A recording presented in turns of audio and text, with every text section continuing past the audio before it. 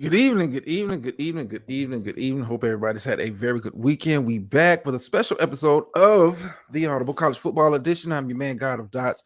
Hope everybody's had a very good weekend, very quiet, peaceful weekend. I know that I have. All right, all right. I'm not going to be up here too long. I'm going to be kind of breaking down some of the major storylines, some of the major points of interest for the upcoming college football season. If you're not aware, I think kickoff is August 26th. How you doing, Miss Dr. Nick? How you doing, Dr. Nikki? Yeah, brother in recovery after yesterday. Brother in recovery after yesterday. But we're gonna kind of get into it. Let me kind of do this. I'm not gonna be up here too long. Now, stop it.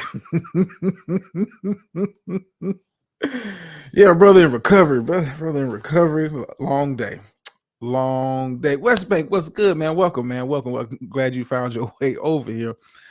Tonight, this special episode, and I'll be kind of do some of these special episodes in regards to the college football season.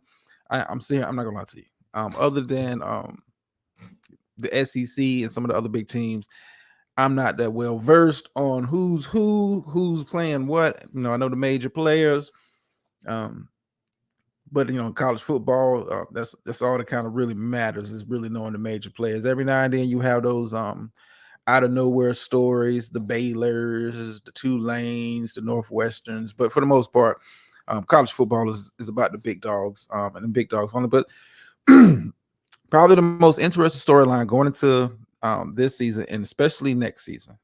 We got to talk about college football realignment. This has been like a major thing going on over especially the past couple of years. Major teams moving to different conferences. Pieces being moved around, conferences being rearranged, and if you've been keeping up with the college football stuff, it's all about money. All of these moves that are being made as far as teams going from the Big 12 to the Big 10 or the Big 12 to the SEC or the Pac 12 getting decimated by all these changes. It's all geared towards money. See, think about college football. What makes it a lot more different than the NFL when we're talking about TV money, when we're talking about the deals that these conferences are able to broker. How you doing, Gator Girl? Go Gators. Yeah, y'all get no love on tonight's show. I don't think y'all going nowhere. I mean, the early preseason projections got y'all, barely being bowl eligible, but we'll kind of get into that a little bit later. I had to throw shots. West Bay says Final Four, Alabama, Ohio State, Clemson, LSU. Yeah, we're gonna talk about it. We're gonna talk about it, but I want to kind of really focus in on conference realignment, what that means going forward. I think what we're starting to see is a trend, and it's trending I think it's going to really get to the point where you're going to have maybe 4 super conferences in the NCAA as a whole is going to have to do a whole lot of restructuring because what these super conferences are going to be able to do. And I know the SEC, a lot of these major conferences already have these deals in play, and they're getting way more money just for their conferences by having these TV media deals. SEC network, Pac-12 network, Big Ten network, meaning not only are you going to still get the nationally televised games and those games coming into your market, you're still getting that money that's spread out throughout NCAA as far as TV revenue. But when you have your conference and you're able to generate not necessarily the same amount of viewers, because everybody doesn't have, those networks are pretty much regulated to those areas, and those areas are expanding. You're talking about money. They're able to compete. SEC network can compete money wise because we know, hey, all the SEC games will be sold out. It will be national attention because this is the conference. Let's be quite clear. It's the SEC and kind of everybody else. And what everybody else is kind of starting to do is it's an arms race. You're starting to see an arms race. Conferences are poaching, trying to stay in the game. Stay in the game. SEC already had the best talent overall that's going to the NFL. They already have the eyes of the nation. We are, like you said, you have West Bank already has 3 teams from. Let me go back up to make sure that I read that correctly. He has 3 teams, and I don't know why you don't have Georgia, but you already have 2 teams. West Bank already has 2 teams in his Final Four for the playoffs. I'd be remiss. You could possibly see 3 teams from the SEC. I mean, you have, I want to say, 4 teams right now in the preseason polls in the top 10 from the SEC, and the SEC is only getting stronger. Next season, they'll officially bring in Texas and Oklahoma. I mean, it's a money grab. It's a money grab. Well, West Bank says student athlete Monaco will be next, and major college football will have payrolls. I mean, they basically already have kind of payroll systems kind of set up now. When we're talking about the NIL deals, if you listening to some of the shows I've done before when I talked about this, the NIL is really changed the landscape of college football, because now they're able to use money to bring in talented players legally. It's no underhand stuff. You're not seeing the scandals. Since they come out with the NIL deals, as far as what boosters are able to give and offer as far as contracts, quote unquote endorsement deals to certain players. So the need to hide it is irrelevant now. You just do it out in the open. And you're starting to see with this realignment is, hey, we're trying to get in line with the NIL. The NIL, you bring in a Texas, you bring in Oklahoma, there's more money, more booster money being spent. That means more NIL contracts being spent. There's more money being pumped into the conference. That means if they're pumping that kind of money, they're getting that kind of talent in. More TV appearances. SEC is going to have for the foreseeable future, and unless something drastic changes, they're going to be in the college football playoffs. If you're not aware, I think next season the college football playoffs expands from 4 to 12. So you may be looking at half of that field for the playoffs. May just be SEC. And I think at one point we're going to get to where these conferences are all consolidating.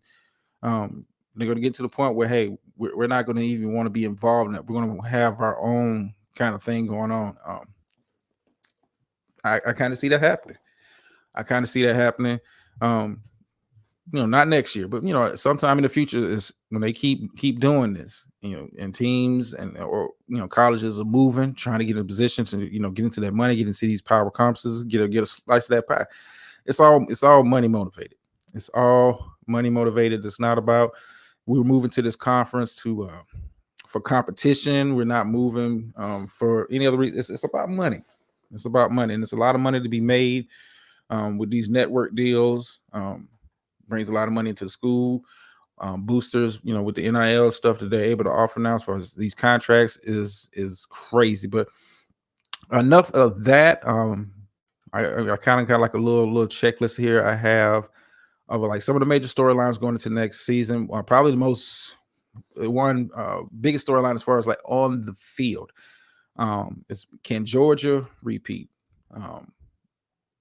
Georgia, if you're not aware, have won the last 2 national championships, mainly behind some of the most dominant defenses in recent memory.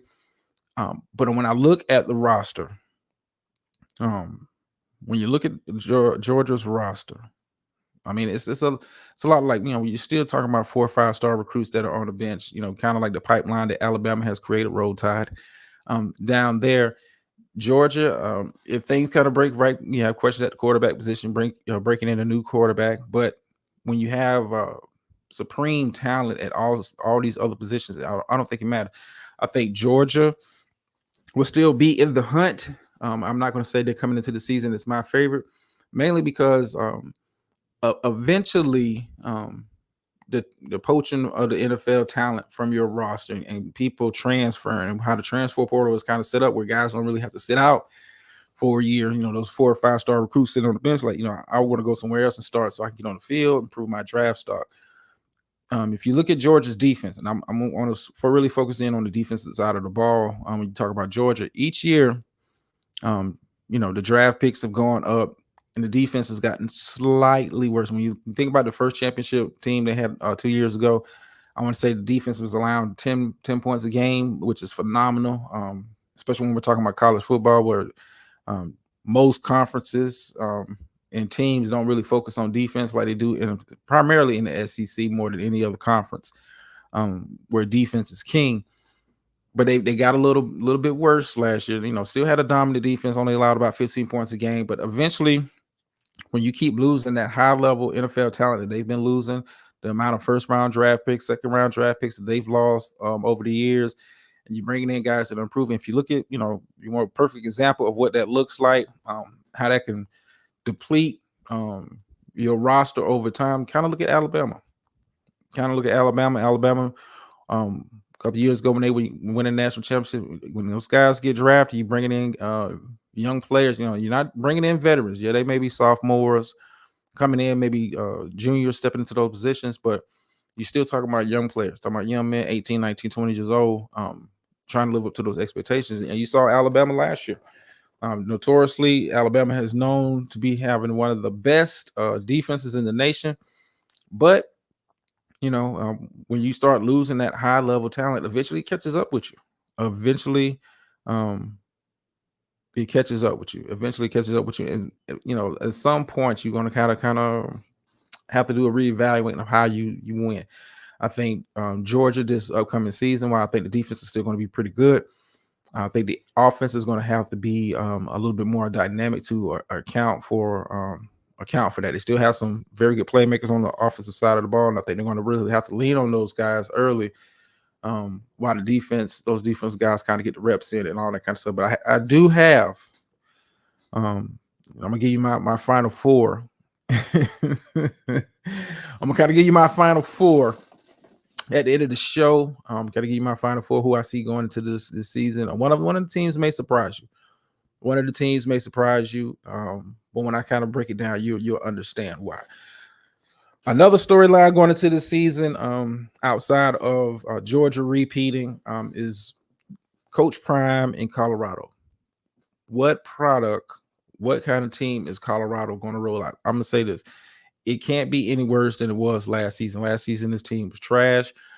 Coach Prime gets hired. He brings in his staff, brings in a lot of guys transferring from Jackson State, and I think this. I think Coach Prime in Colorado are going to surprise a lot of people with their performance on the field, simply because his track record says he's able to get the most out of whatever talent that he has.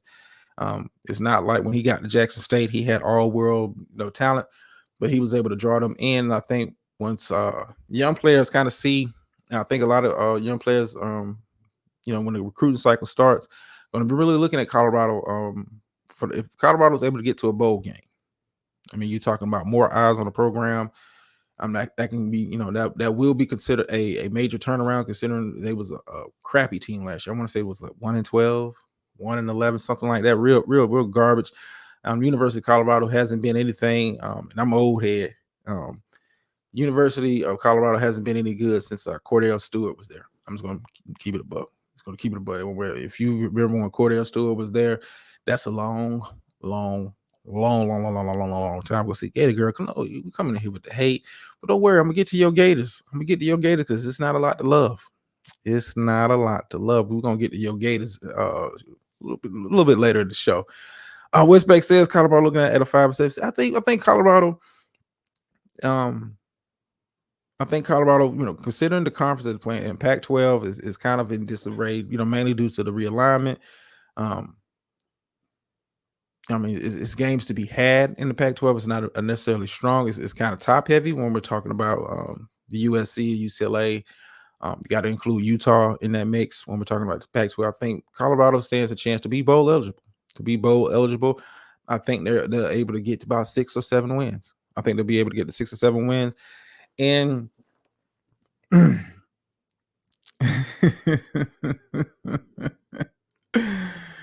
get it, girl. You can hype your team all you want. You still roll tide all goddamn day over here. But I'm looking at the University of Colorado. I'm looking for Coach Prime to be successful.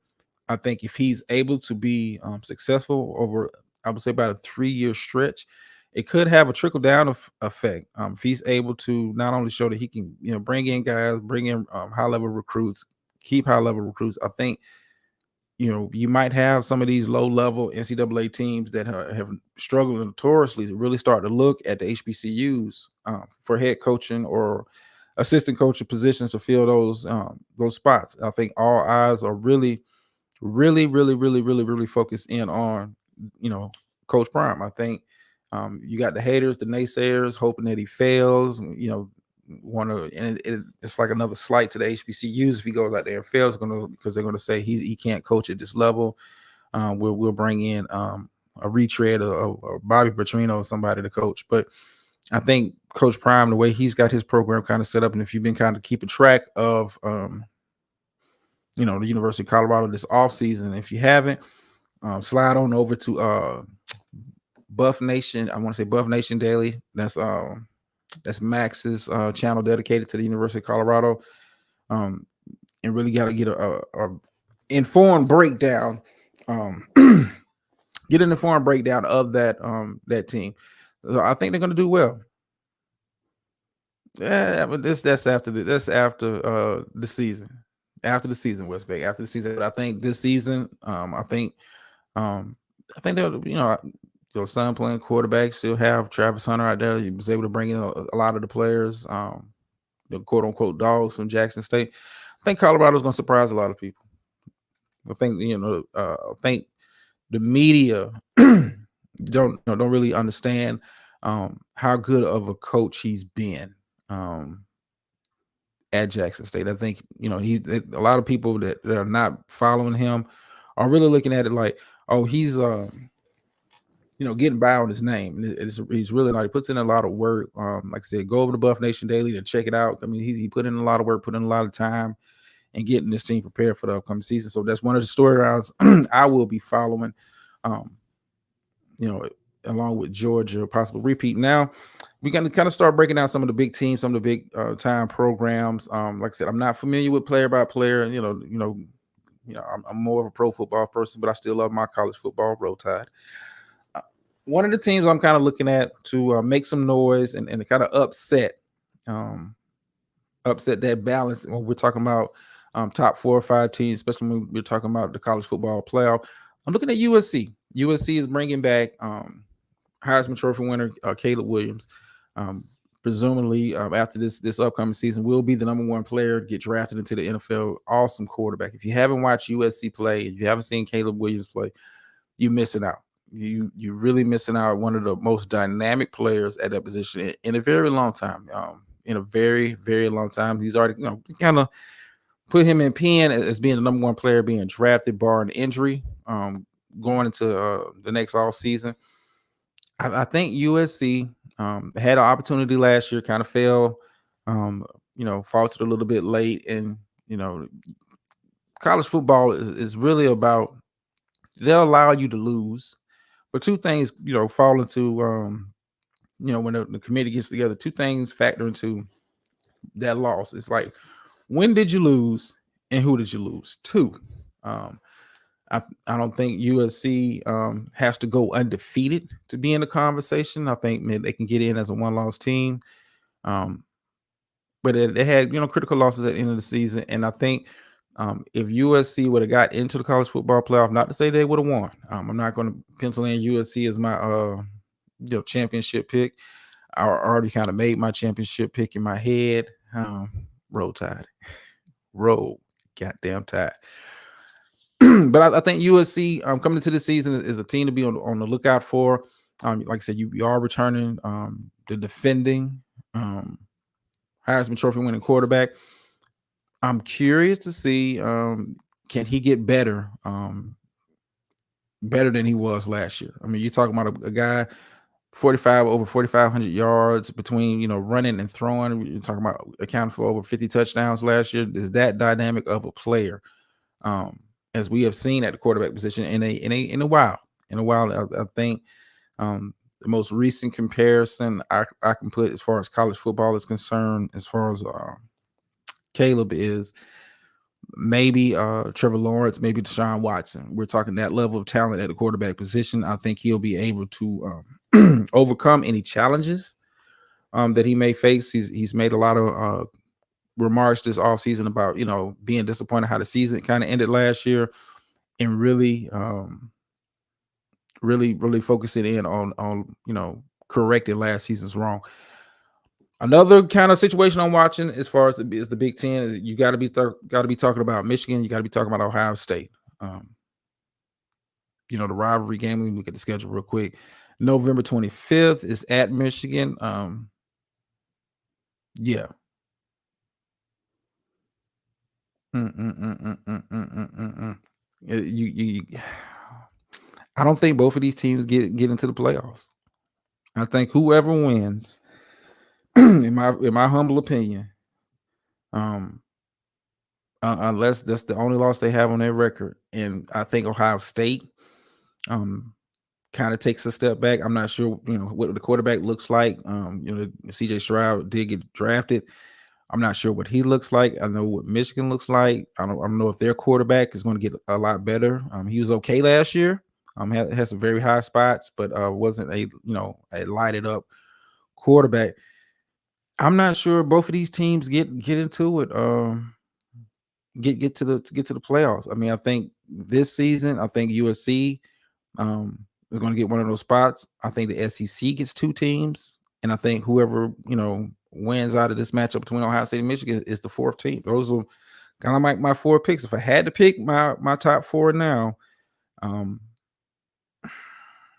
I'm gonna have to go. I'm gonna have to go with Michigan. I'm gonna have to go USC. I'm gonna go Alabama, and I'm gonna go Georgia. If I had to pick my top four now, as far as the college football playoffs is concerned, those are my four teams. But yeah, Ohio State, Michigan. It's a lot of big games late in the season. That's going to really, and I think the committee is going to be looking for a little variety this year. I think they're going to be. I don't think the SEC is going to get the golden pass that they've normally gotten, but it's hard to fault a one-loss Georgia team or a one-loss Alabama team is not being stronger, because you're talking about the SEC. Regardless of how you feel about your own team or anything like that, Westbeck says if I was Caleb, I would just sit this season out. I don't think he's built like that. Now, I think if USC doesn't get to the college football playoffs, I don't see Caleb Williams playing at the bowl game if he's healthy. I can see that. Excuse me, give me a little bit of water. Westbeck, I mean, I'm just talking about talent. I think athletically, Caleb Williams is a more talented player than Trevor Lawrence, athletically. But it remains to be seen what he looks like on the national championship stage. You got to get there. They was in prime position last season to get there, came up short late in the season. And when you're playing in a weaker conference, let's keep it a buck. If USC had been playing in one of the real power conferences. We're not talking about the Pac-12. I don't think college football fans look at the Pac-12 as being a power conference, even though they are quote unquote one of the Power Five. I don't think for me it's Big 10, Big 12, SEC, maybe ACC on the outside, just because the Clemsons and the Florida States, who I think will have very good teams this year. But for the most part, when we're talking about power conferences, it's really three. It's really three. But I'm looking at I'm looking at I'm looking at Caleb Williams. I think Caleb Williams has a chance to get this team into the college football playoffs. I'm not sure. I'm gonna kind of move on here. Another situation I'm gonna be watching closely is University of Texas. University of Texas. Right now, preseason poll has them like bottom part of the top 10. I think the lowest I've seen them is 12 in some of these preseason rankings I've seen. They have a bit of a conundrum at the quarterback position. You do have Quinn Ewers, who had a pretty good year. Is coming in very highly rated. There's been conversation of him being in the Heisman Trophy race at some point this year. But I think if he struggles, if he struggles, I think the team is really going to go to the backup freshman, Arch Manning. Arch Manning, nephew of Peyton and Eli. With his pedigree, you're talking about Peyton, Eli. You're talking about it, grandfather Archie. that pedigree. That's a situation I'm looking at because Quinn, he has a lot of talent. Um, to play the quarterback position, didn't necessarily put the biggest numbers, didn't necessarily had a great season. And, it was kind of up and down, had his high points, had his low points. How short will his leash be in Texas? How short will his leash be in Texas?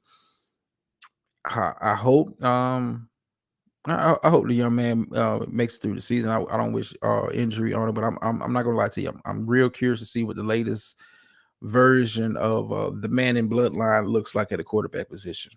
I'm not gonna lie to you. I'm very curious to see what it looks like. Um, if he gets on the field, great. If not, it'll be his job next year because I think Quinn, if he makes it through the season healthy, he's going in the draft, already being projected as a first round pick. Not to be mad at, not to be mad at. Another team on the outside, and I'm kind of wrap this up. Another team on the outside, I don't think a lot of people are really kind of giving a lot of attention to is Florida State. I think Florida State has a very, very, very good team. Like this coming season, very good.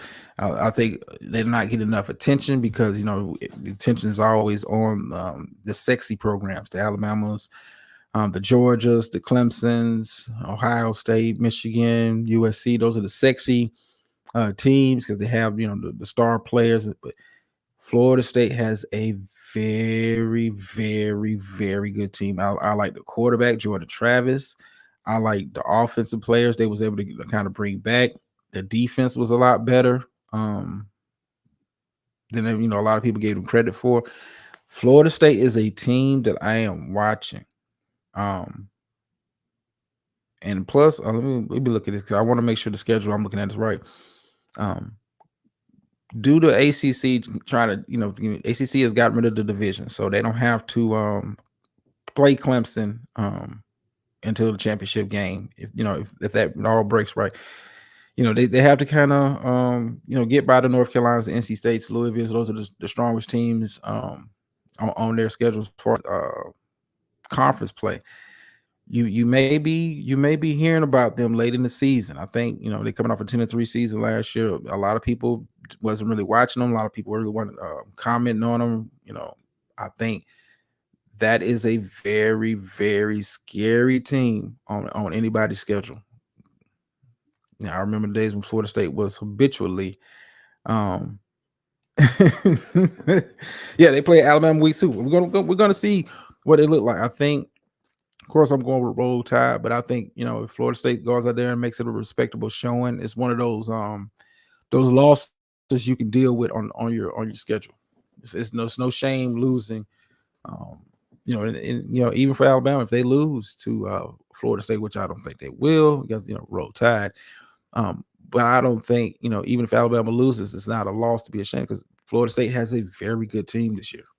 Has a very, very good team. Dr. Nikki says, I'm pulling for any HBCU. Yeah, I feel you. I feel you. It's also been it's been some kind of talks going around. I don't know how substantiated those talks are that the ESPN is looking at brokering some kind of a deal to kind of highlight the HBCUs, kind of like get them their own. I wouldn't call it. It's not going to be it's going to be a significant contract as far as the TV deal is concerned, but I don't think it's going to be SEC, ACC, big money. But I think that'll be a very good look for HBCUs. I don't see why they're not on TV. I don't see why they're not on TV anyway. I mean, if you got to be watching the Bowling Greens, you got to be watching the MAC conference, the MEAC, Mountain West. If those teams can get on TV, get local deals and stuff like that, why not the HBCUs? So it's been talks that have been kind of worked out behind the scenes. I'm not sure if it's going to be a totally dedicated network or more coverage on those programs, but we'll see. We'll see. That's about it for me as far as so let me give you my final four. I know Gator Girl hates it when I pick it up. Speaking of Gator Girl, yeah, your Gator's going to be trash this year.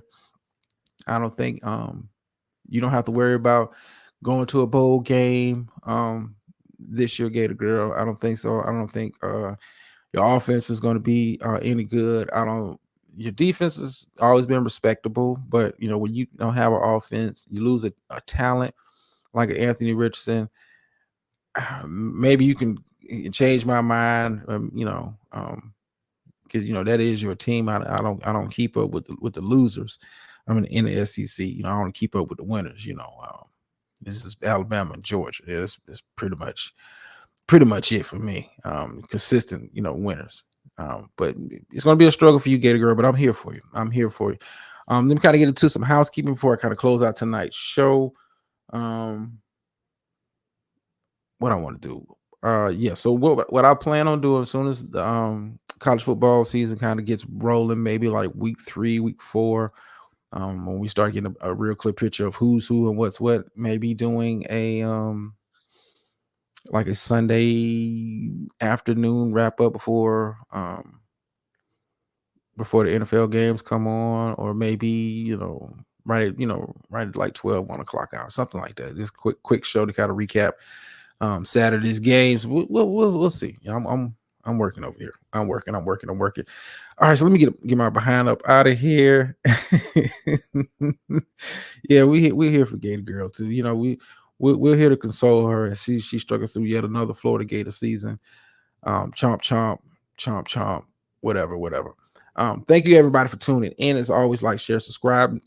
Tomorrow, I forgot who was I doing tomorrow. NFC North. Yeah, I'll be breaking down the NFC North teams next week. Of course, I'm gonna give you my final pick for the division winner. What, Thursday? Yeah, I'll be doing that on Thursday. Not a lot to like overall, but I do think the NFC North, if everything kind of breaks right, you could be looking at 2 teams getting into the playoffs, maybe a third pushing for a spot, but we'll see. We'll see. We'll kind of get into that this upcoming week. Yeah, get it, girl. We got you. We got you. We gonna here to console you. We're here to console you. Roll Tide. Roll Tide. Roll goddamn Tide. But anyway, let me get my behind up out of here. As always, y'all know the phrase that pays over here. Sometimes you win, sometimes you lose, but every time you learn. And I'm out.